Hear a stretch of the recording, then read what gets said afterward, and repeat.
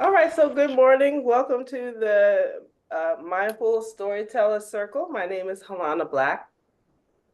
I think we've been doing this probably about, I want to say 14 or 15 weeks now, which is really nice. So I appreciate everybody, those who've been sort of hanging out since day one. I'm glad that you all are still hanging out with me here in the circle. And so the purpose of the circle is really for us to be able to take the practice of meditation and the practice of writing, whether you are a person who journals or you write other things, you write articles, books, things of that nature, and to be able to use that to improve our writing practice. Um, and also to be able to help us to be able to find meaning in our own lives and the examination of our own life story. Also to be able to uncover stories that hold us back from our true potential. And then we can also write new stories that help us to become more aware of who it is that we are meant to be. So today's topic is mind clutter. Mind clutter. I think that's something that's important for all of us, but we don't really take a lot of time to be able to think about where it comes from and how it is that we can sort of manage it as much as possible. Good morning, Donna. Thank you for putting your video on. I appreciate that. Yeah, I had a little struggle moment. I'm glad you're here. Thank you. You're welcome. Thank you for having me. So this is what I've learned about mind clutter. This last week, during the circle, I got to talk a little bit about my own experience with getting my visa for Mexico. I got a temporary residency visa, which has been sort of sitting in my brain for a while. Mostly because for the last 6 years I've been traveling a lot. And it's been in the probably the last 2 years of me being a traveler. I've been feeling like I need a physical place to be able to call my home, and I couldn't really figure out where I wanted that to be. Now, during the pandemic, when I was in Vietnam, in the very beginning of the pandemic, Vietnam was just acting really weird towards people who were tourists. That was where I was located at the time. And it was just a feeling of, well, you're a foreigner, you can just go back home. I didn't want to go back home to the States, particularly not in the beginning of the pandemic. And so I just sort of felt like in being in that country, at some point, they got to a point where they were just like, well, your visa, you won't be able to stay much longer. And so the visa that I had, which was valid, they told me I couldn't use anymore. And I don't know if you've ever been in a foreign country, particularly in something called a pandemic, to be told that your visa is no longer valid after you paid the money and you still have 3 to 6 months left on it. It's sort of scary to be sort of left out in the middle of the planet by yourself during the pandemic and not knowing where to go, where a place to be able to call home. So I needed a place where I could be, whereas people couldn't tell me that I couldn't go anywhere. And so I found that in Mexico. But even though, I got to Mexico, Mexico has its own program and all this other stuff. I got here. The process of me putting together the money to be able to get it, because it's not a cheap program. It's not the most expensive either, but it's not necessarily cheap to be able to get a Mexico visa. But it's just been sitting in the front and the back of my mind for the longest. Well, what if they say no? What if for some reason I get rejected? And just this whole process has just been sort of sitting in the back of my mind for the last 6 months that I've been in Mexico. Because when you come to Mexico as an American, you get 6 months as a tourist before you either have to leave or you have to find another visa to be able to help you to stay. So I did all the work, got the visa's fine. But it was still worrisome for me. And so there are three things that I learned about not just the process of getting the visa, but really anything that we think about um, that sort of takes up mind clutter. We all sort of have um, things that we are worried about, things that sort of take up space in our minds, whether they're real or something that we just sort of made up. And so I just wanted to bring out some of these things, three things that I personally learned about worries and mind clutter and how it sort of affects how we move in the world. Number one that worries, um, or worries are not only mind clutter, but they are irrational. That's sort of what makes it mind clutter. Um, I always have to stop and think to myself, is the thing that we are worried about happening right now in this moment? And the answer is usually no. Is the thing that we are worried about happening in this moment? And you also have to think about what are some of the other myths that I'm telling myself about the thing that I'm worried about. Because it's not just the one thought, it's that and all the other thoughts that you create about it that's taking up all the space in your head. And you can't get rid of it. Or it sort of feels like at the time you can't get rid of it. Number two is that worries grow if we don't keep them in check. So there were times when I would sit and sort of feel like, my heart was racing sometimes. And it really just kept my focus from doing other things, from other projects.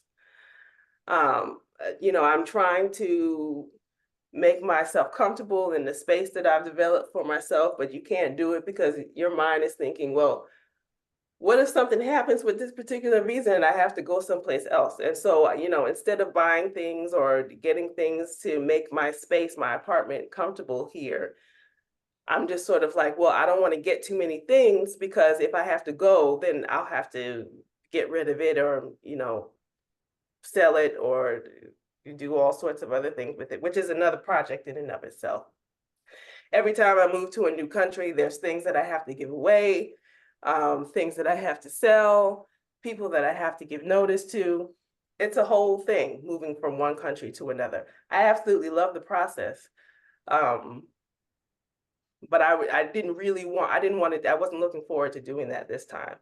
But my own brain was making me believe that I would have to do that. And so I had to learn how to be able to keep that thought in check.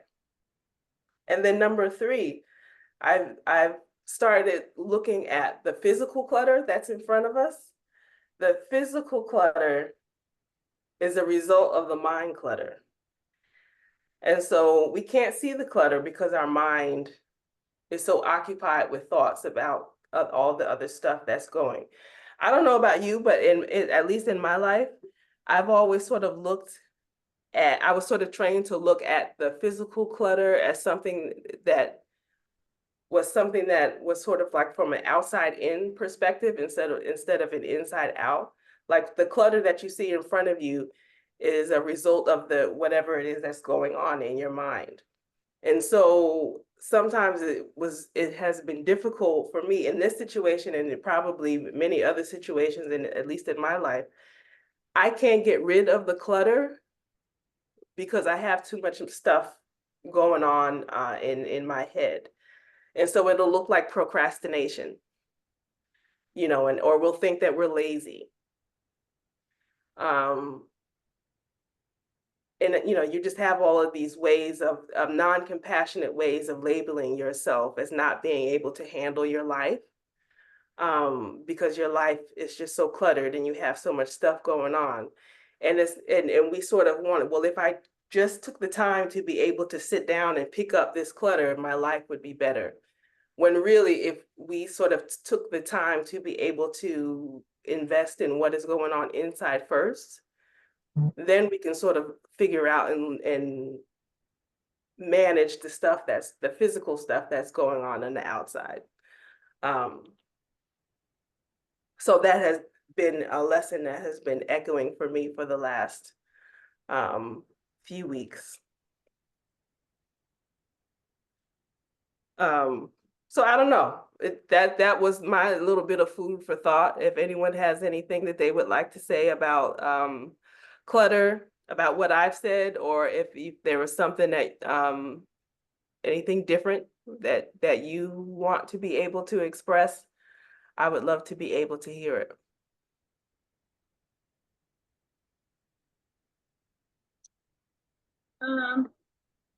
Donna, hello everyone.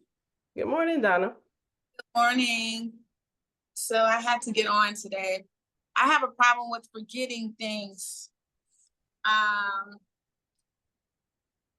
Is it my background too loud? Let me let the window down.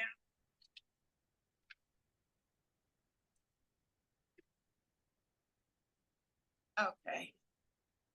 I live in the near downtown area, so it's your trains, buses, everything. So it's really ironic.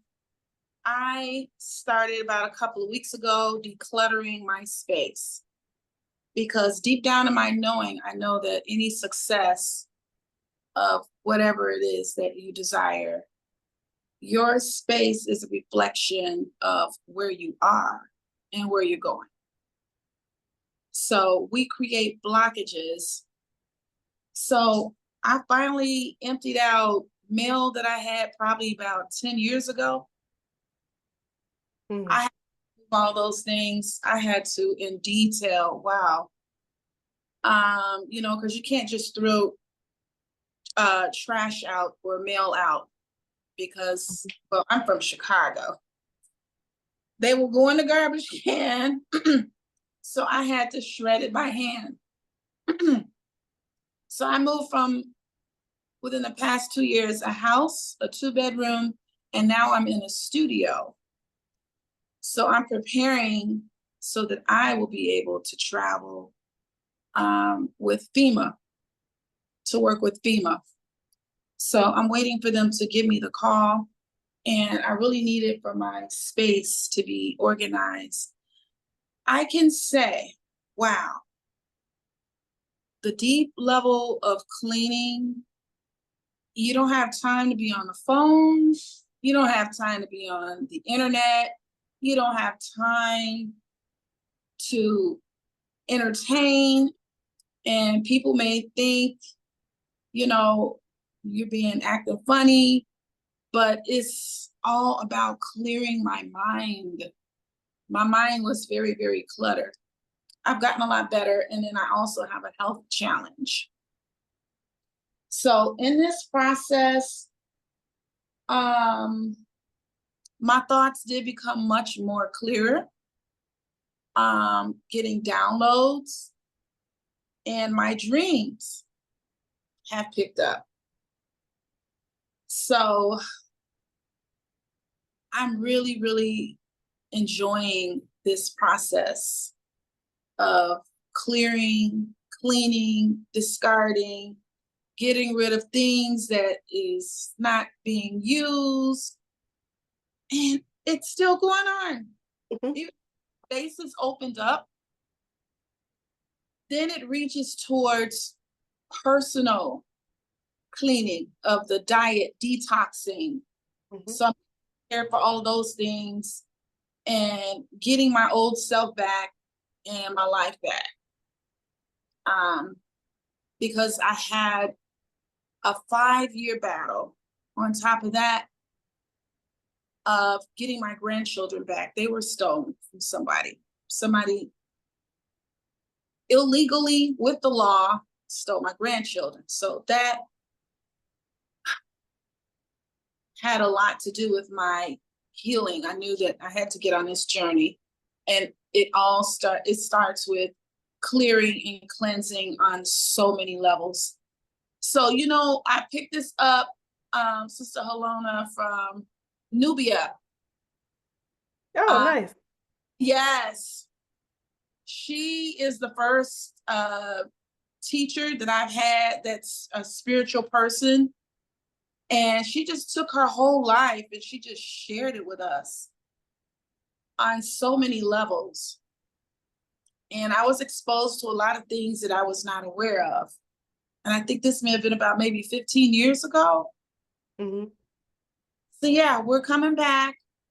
It's good to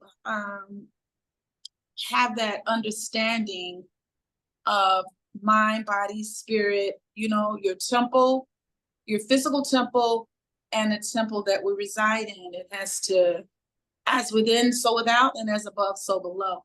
Mhm. So that's what's guiding me right now. That's all I have to say. Thank you, Donna. You're welcome. Thank you for saying that. And it's really important to notice how much just of the space that all of the mind, the physical clutter and the mind, this, you know, the stuff that you're going through in life, how much that sort of expands in your mind and it limits your capacity to be able to handle life in general. You know, so handling your mental clutter in particular is really, really important. But also at the same time, like I said, to be able to be kind and compassionate about what it is that we are saying about the physical clutter that sort of happens as a result around us, because we can fall into a depression because of the mind clutter, depending on the type of mind clutter that it is. Um, you know, and we just sort of let our physical environment sort of go to the wayside, and we think that it's us as a person. Well, I'm just not a clean person, or I can't handle this thing. I can't handle being able to clean my space because I'm just unable to. And it's not that you're unable to, it's just that you need some sort of support. Sometimes you need support, sometimes you need other tools like meditation or other things to be able to help you to manage what it is that's going on in your brain. So anyone else, does anyone else have anything they want to say about mind clutter? I do. Yes, Good ma'am. morning, everybody. Yeah, Good morning. so I was introduced to this concept called minimalism Mhm. back in about 2011 by my daughter, and I had never heard of it. I had recently moved from, at that time, from New Jersey to Maryland, and brought all this stuff with me that I had accumulated over the years, of course, and I just really felt like, oh, I just needed all this stuff, big old, those big Rubbermaid things, tubs Mhm. with the lids. Well, not the small ones, but even the big long ones full of books and all this stuff, and just a whole bunch of stuff, clothes and all that, and I did over the years get rid of things, but I found myself replacing them until I got to a point where, like, I hadn't really gone anywhere. Like, okay, I'm gonna get rid of this, then I go get that. And I played around like that for several years until I finally really buckled down and I just tapped into this energy that told me that you are holding on to things for your fantasy self, Mhm. like the life that I think I want, or the thing that I think I want to be, or maybe I see another person, and I admire that the type of life that they're living. I'm like, oh, I think I want to be like that. So then I will buy stuff based on that, you know. So the last a couple of years, though, I really have dug into this mindset of minimalism, and I'm still on that journey, and I continuously find things that I have been holding on to for what I thought were valid reasons, but once I let them go, I realized that you didn't really need it, wasn't really serving anything. So in doing that, went through that process, I have gained like a lot of clarity, just so much clarity, and come to know myself better as a person just by simply releasing things that I don't need, or things that I thought or felt that they defined me as a human being, and they didn't. So that's my little take on it, my spill on it.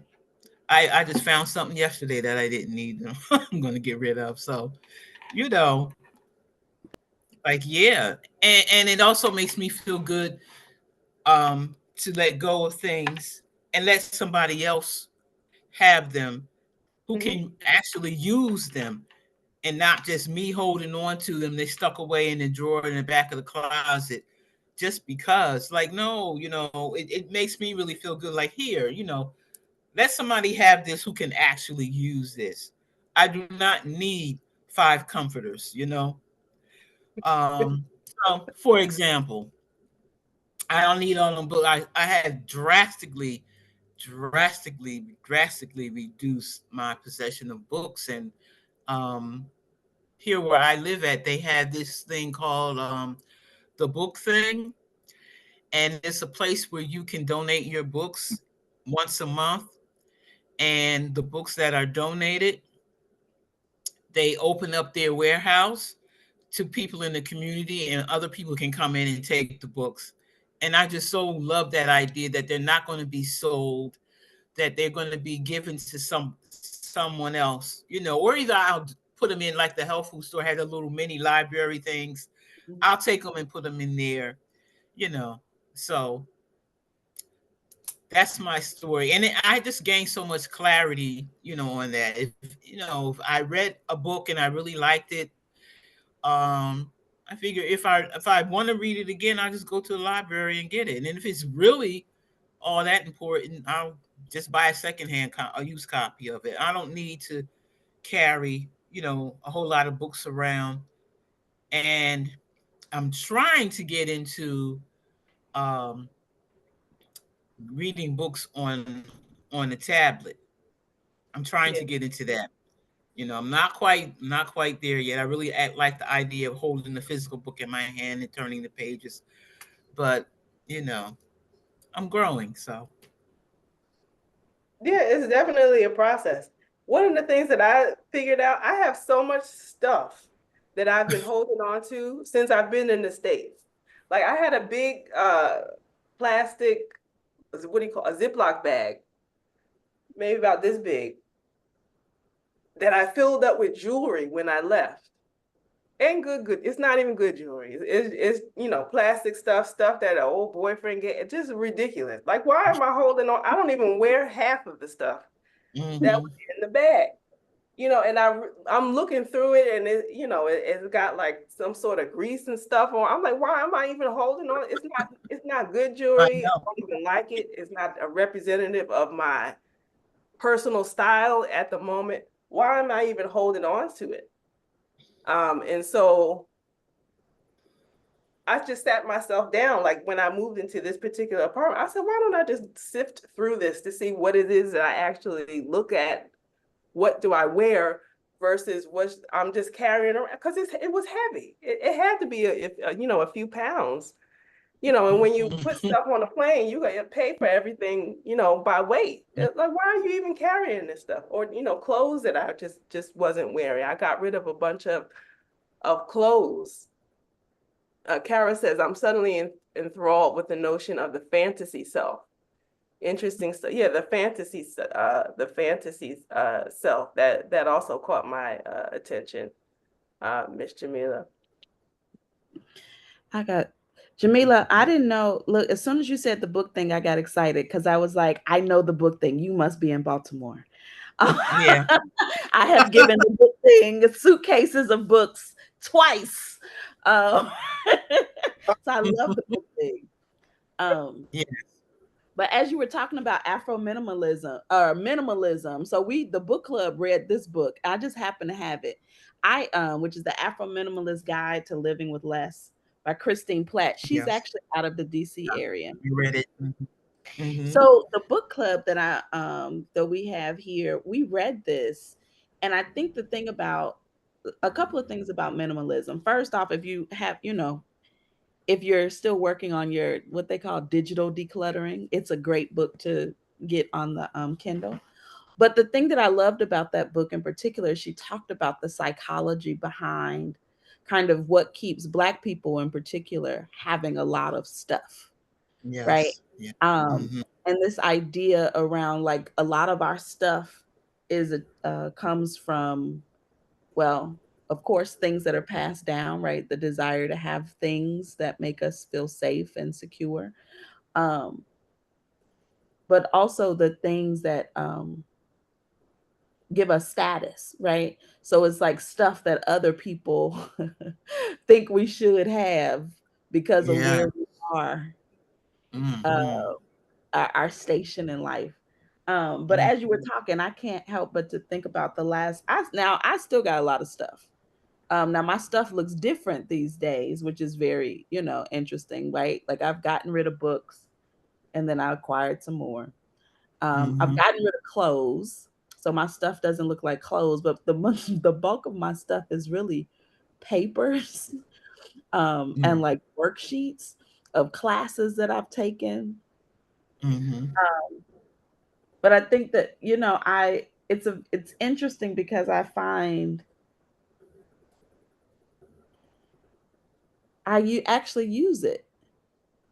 So Mm-hmm. it went from a place of like a bunch of stuff that I don't look at, I don't use, to like stuff that no, when I'm looking, like I have thought and I'm like, oh, let me find that worksheet from that class because there's something I can use on that.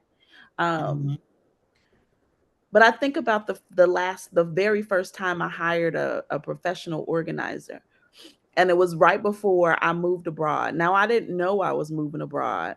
Um, but I hired Mm-hmm. an organizer because I lived in my mind, I always knew I was moving abroad. So I always lived in studio apartments, right? Because I Mm-hmm. was with the anticipation.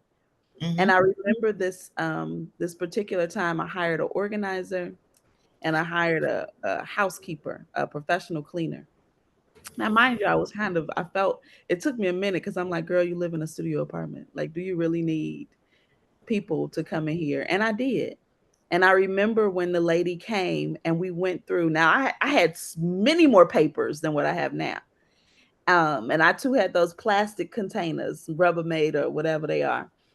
And I remember us sitting in the floor and going through stuff papers that I had not looked at in decades, dreams that I had written on papers. And I remember like crying as I'm going through these papers and getting rid of them. And it was it was such I feel like an eye-opening experience around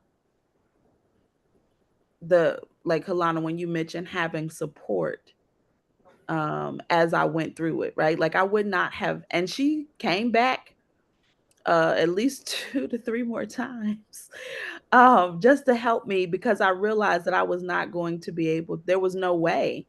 There wasn't enough music for me to put on as I went through you know what I mean? To get through the papers, and it just reminded me of really the power of community and being able to do hard things when you have support.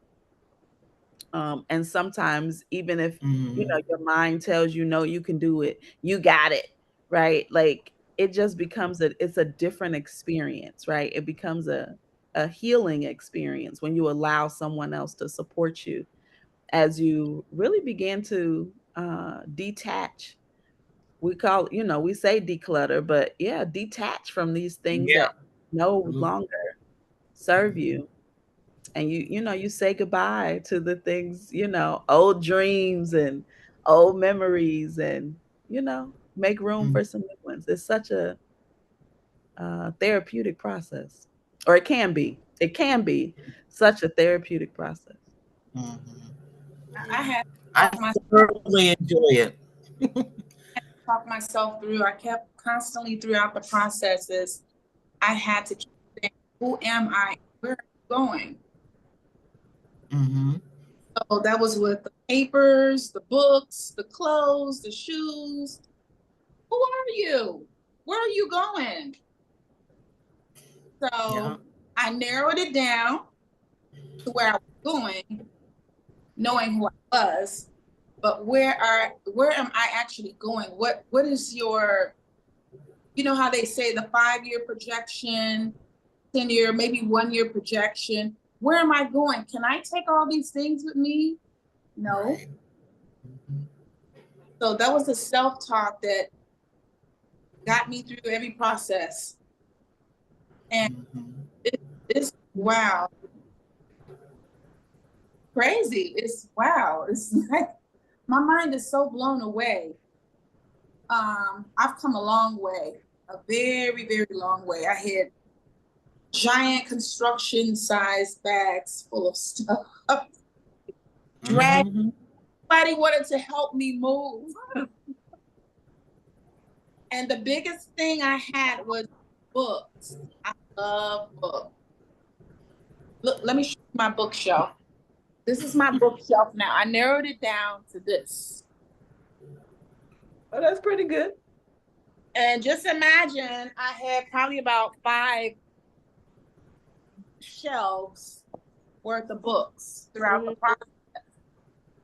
And it's taken more than a year Yeah. Mhm. time. Challenge. Yeah. It does take time. Yes, it Mhm. does.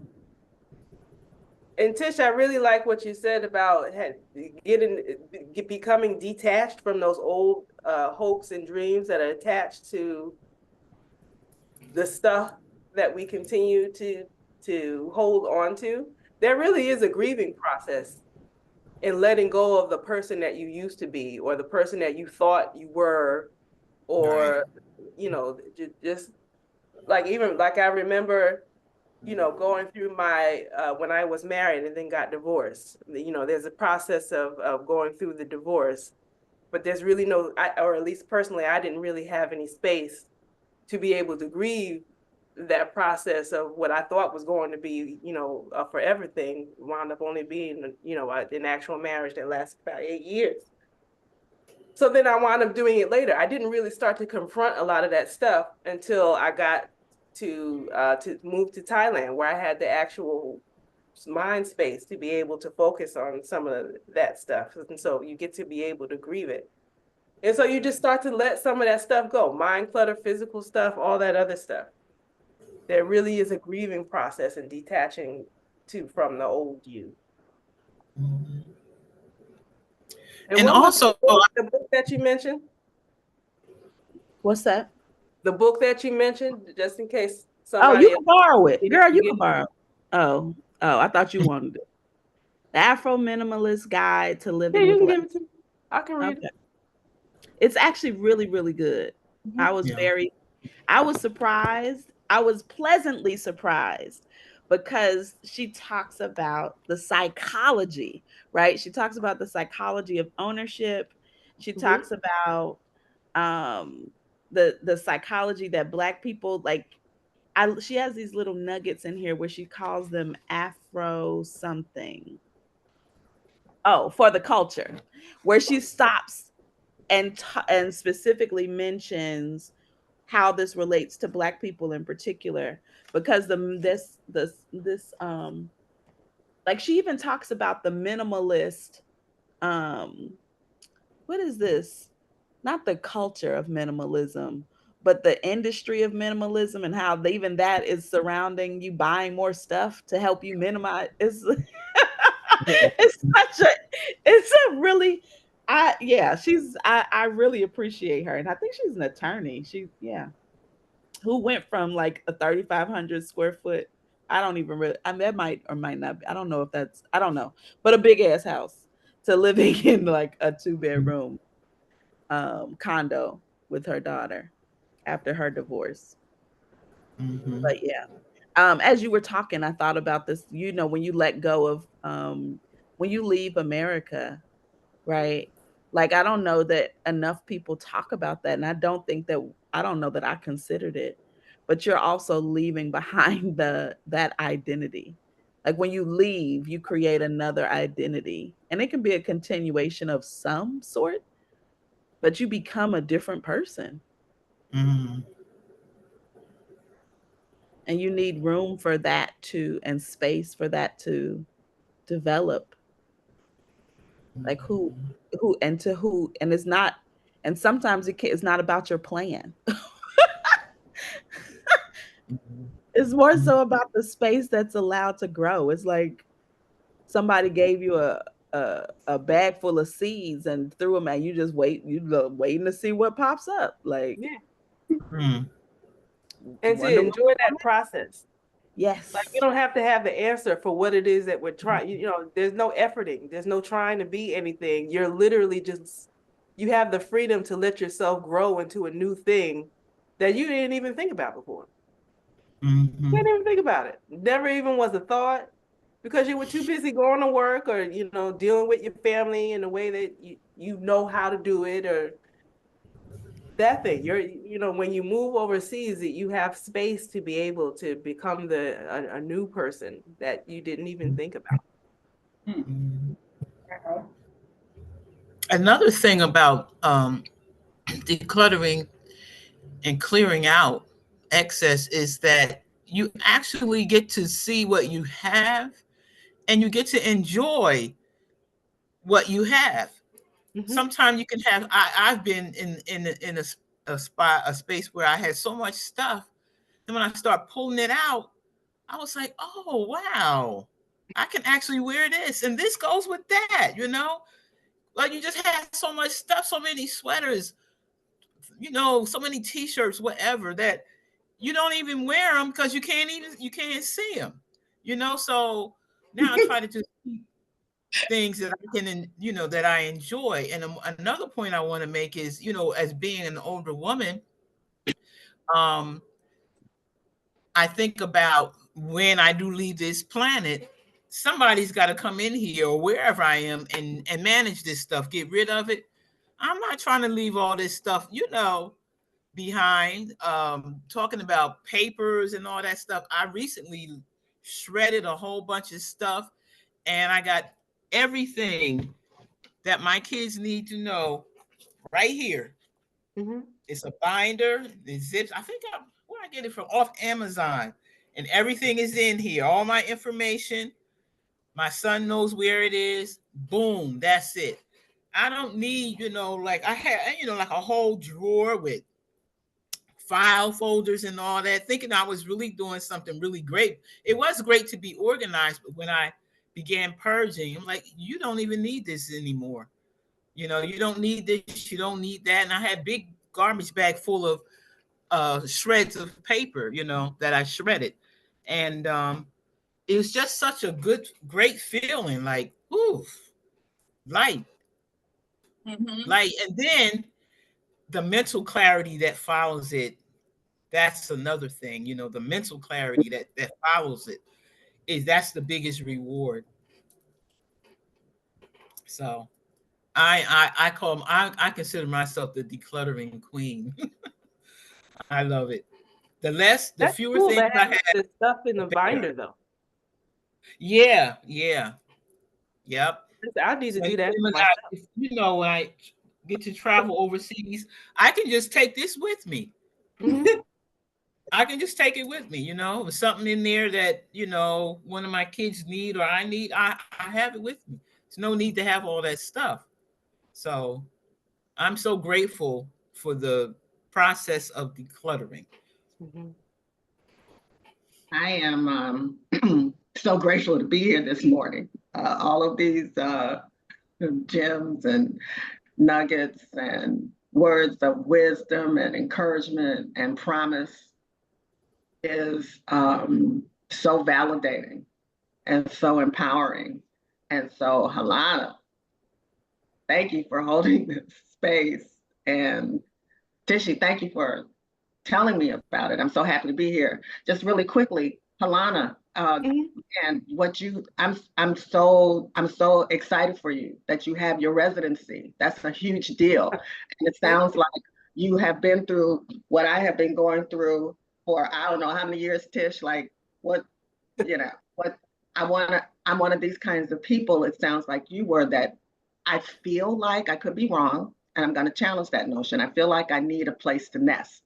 And from that nesting place, I can radiate out to different places, different things, or whatever. But it's important to me to have some place to call home, to have some place to come back to. These days, it doesn't really matter what it looks like, I think, as long as it's safe, clean, and comfortable and suits me. So thank you for sharing that. And so I have um, purged. I don't even use the word declutter anymore. I had to purge. And I've done it several times. And what what has happened to me is that so my space is very organized person, very organized. It looks, even the closets, everything is nice and clean for, for the most part. But I've moved all that clutter in my head. So now it's no longer outside. I'm holding it inside. And so now, because I think that it's important. So when you talked about the myths around the things that we worry about, one of the things I always have to ask myself is, what is the lie around this thing? And then I have to figure out what's mine and what belongs to me and what don't. And so I still hold on to a lot of stuff that don't belong to me mentally. So I've been able to get rid. I'm the matriarch in my family now. Everyone's gone. My husband, my children are grown. They're on their own. My parents are gone. Everything. And Black people is like, you get everything. You get everything, and you're expected to keep everything and give it to your kids who don't want your junk, right? They don't want. They do not want your junk. So I'm still in the process of making sure that the physical space stays clean, because even I'll declutter and organize, because if that doesn't happen for me, then I can't even think straight. And so now I'm in the process. I think I'm in the process. I need to be aware that I'm in the process of the things that I think about, the things that I hold on to mentally belong to me. And if I need to hold on to them. And my struggle is to let them go and leave them, because I'll go pick it up again. I'll let it go and I'll go back right and get it. Leave it, go back and get it. Leave it again and go back and get it. And then you bring me some stuff and I'll keep that. And then, then the process starts all over. So I think it is a process. So I'm dealing with now, like, what happens what would I like to see evolve for me in my life now. I'm in a different trajectory, but I also want to live now. So I'm making decisions based on now and not necessarily what may or may not happen, because like Tish said, best laid plans, right? So, but in order to receive what you got coming, right, you got to go to that fantasy stuff that someone that I think it was Jamila that talked about so eloquently. And it's really true. So a lot of stuff that I had in my life and still sometimes entertain is based on that fantasy stuff that I still hold on to. So I appreciate being here and able to mirror some of the stuff that I am dealing with in my own life, and for being so open and honest and sharing. It's a pleasure to be here. Thank you, Kim. Well, when you first, hi everyone. Good morning. Good morning. When you first sent the email out about clutter, I was like, did she come in here? Well, I was, what, because starting last week, on Wednesdays it happens, just so happens that I have the Vietnam Vets donation service come. And I've been I gave them a couple of bags and boxes last week, and I'm giving them a bag this week. And I have a mobile clinic. And it was a wreck because I want to make tinctures. So things have to be set up a certain way in order for you to make anything. And I need to organize all my herbs and everything. So I'm in the process of doing that now. But what really accelerated it, I'm working on a video project, and one of my photographers said, yes, and and I want to come and film you in your home. I said, he just made it, so I have to move faster, you know. So I was up till 4 this morning getting things together. And I just had really, when I sit in the midst of it, it's not a lot. But when I look at it from the outside, I say, oh God, how am I gonna, deal with this? It's getting done. The thing about books and children not wanting your stuff, I have a whole Black history section and a whole self-care section. They might hold on to the self-care section, but I was looking for places to give the Black history section to, because they don't read. I don't mean to talk about they don't read. So at least not what I read. So that organization that you mentioned, book, what is it? The book thing. Book thing, yes. Can people from outside the state donate or just inside? I think, well, yeah, anybody can donate, but you just actually have to physically bring it there. Yeah, I love Baltimore, so that's an excuse for me to get there. Yeah. Let me know if you do come. I'll meet you. Well, fantastic. That'd be great. I And, also No. and let's see. I saw a documentary last night in the midst of all of what I was doing with this gentleman that has a freedom to read project. I forgot his name, Bees. I think he is out of Yale and is it the University of Maryland, as a matter of fact.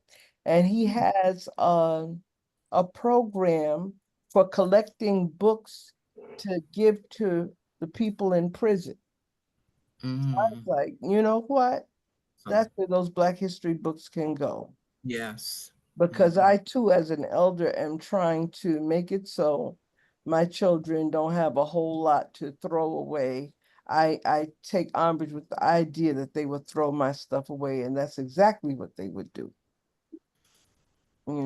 Because it's overwhelming. When I worked in a funeral home, a person was crying on the phone to me because they had so much stuff to move out of their mother's house. And I remember thinking to myself, ooh, I don't want to put somebody in that kind of position because you're already grieving and now you have all this stuff to get rid of. Right. So yeah, thanks. Thanks. I've been getting a lot of good ideas from all of you. Yeah, it's wonderful. Yeah, and I can relate to the person that cries. Every time I move to a new place, I wind up being in a place where I just start crying because I have so much stuff. And I wait, and I'm a person, I will wait until the last minute. I'm like, oh, it's not that much. It's not that much. I can just put it in the bag, it'll be fine. But the feeling of having to move all that stuff is so overwhelming. Yep. I just wind up in a ball of tears because I'm just like, I can't. It's entirely too much. It's stressful. It's so stressful to be able to look at it and have to see how you're still connected to it. You're still so connected to it. It's not just a matter of the physical stuff. It's stuff that you created, stuff that was important to you at one time. You don't know how to be able to move it. Stuff that people have given to you, all sorts of other things. So let's see, it's 7:51. I'll give you the journal questions. The first one, what thoughts or concerns repeatedly occupy your mind? List them out. That's a good one. What thoughts or concerns repeatedly occupy your mind?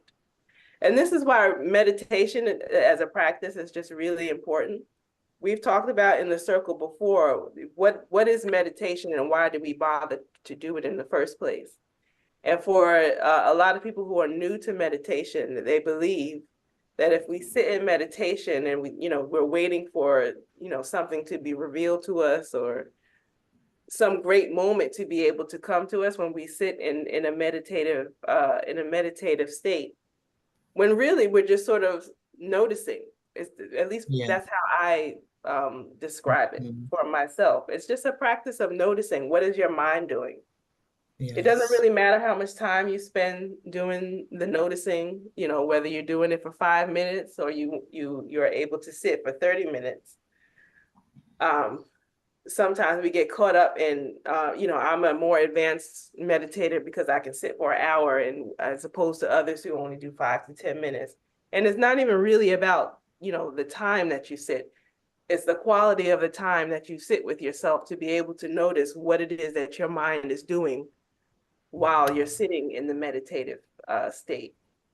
So figuring out what thoughts or concerns repeatedly occupy your mind is really, I think, a good practice for all of us to be able to do.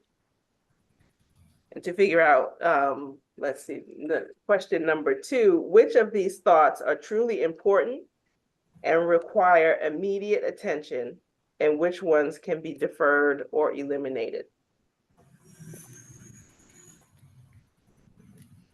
Which of these thoughts are truly important and require immediate attention,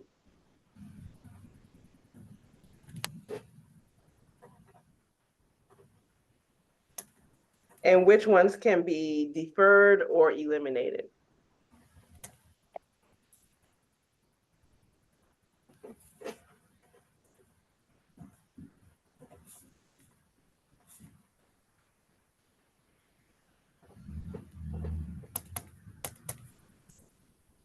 Now, when you're in the middle of meditation, you don't want to sit and judge any of the thoughts. When you're in meditation, you just want to be able to notice what is there.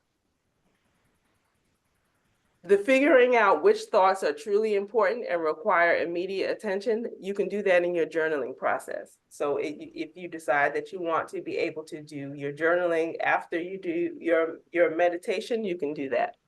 So which of these thoughts are truly important and require immediate attention, and which ones can be deferred or eliminated? And then number 3, how do these recurring thoughts affect your emotions and overall well-being?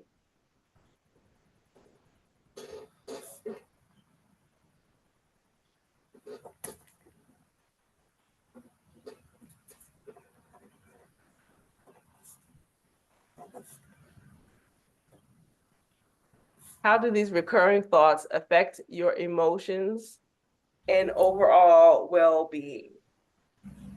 And I really used to think that that was, I guess, silly to think about until I really started to pay attention to how well or how poorly I would speak to myself in my own head. Mm-hmm. Many of us have really poor thoughts, circulating through our head about, different aspects of ourselves at really at all times. And I really had to sit and retrain myself on what I was telling myself, because I would take the worst of whatever it is was being told, whether through training from, through parents or your immediate environment, from when you were a kid all the way up through when you were adult, and then bad things happen, to you, and then that gets blown up in your mind because you keep rehashing it, and in your mind, and in your mind you make it worse than what it actually was.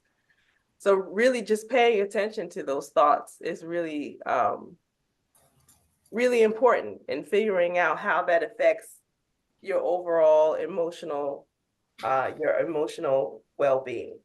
Are you thinking kind things to yourself, even if you're the only person that says those things to you? Because what I've learned is that after a while, I don't tolerate being around other people who say nasty things or have a nasty, have a nasty attitude towards me or even towards themselves.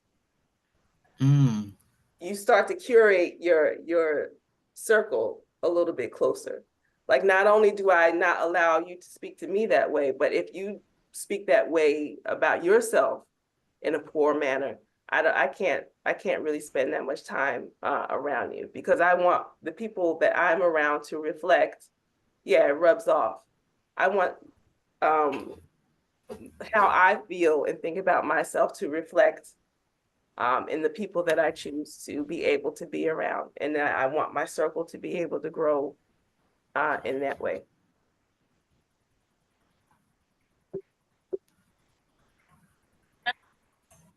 It's like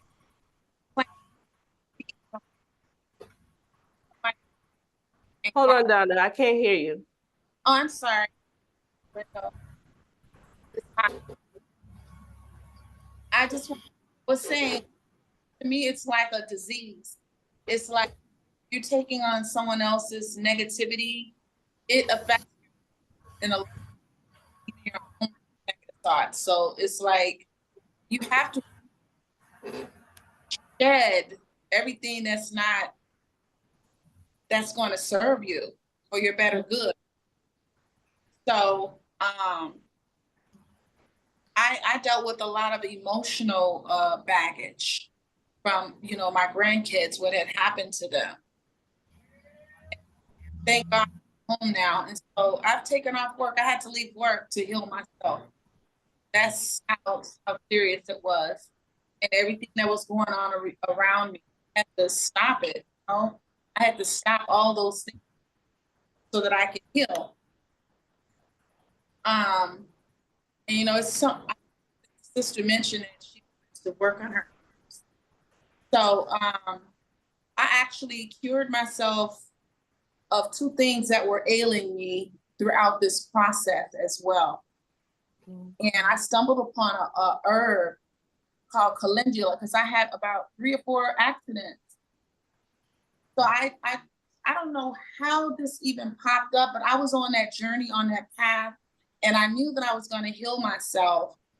And so someone came on YouTube or something and mentioned calendula is a herb that's overlooked. And I'm like, wait a minute, I got some calendula here. So I prepped it the way she said, which was to put it in let it steep for about 4 hours. I was having some really bad spasms, and it stopped the spasms. It stopped the spasms. It was like what they would give you, a medication, but it was something natural. So I still have them, but it's not as bad. And a lot of it has to do with me calming my mind too. I had to calm my mind. So this has really been a huge journey for me. I'm so grateful, Halona, for you bringing this to talk about it too, because there's no one to talk about stuff like this. They're not trying to hear, you cleaning your mind. But this is really great, very tough. Alignment, us to be able to be here. Very. Thank you so much. Yes. Well, ladies, it has been a pleasure. It's the top of the hour, and I want to make sure that we end on time. Okay. I'm sorry. No problem. Okay. You're fine. We appreciate your input. Thank you. This morning, and I thank you so much for sharing. Yeah. We'll be back next Wednesday. We'll have a different topic. I will put the replay on. I'm behind. I have another week, but my goal today is to get all of the replays up on YouTube today. So you'll be able to go back and see the recording if you choose to. So thank you so much, ladies. I will see you next week. Goodbye. Have a great day. Goodbye, everyone. Have a good week. Okay, Yes. bye-bye. Bye.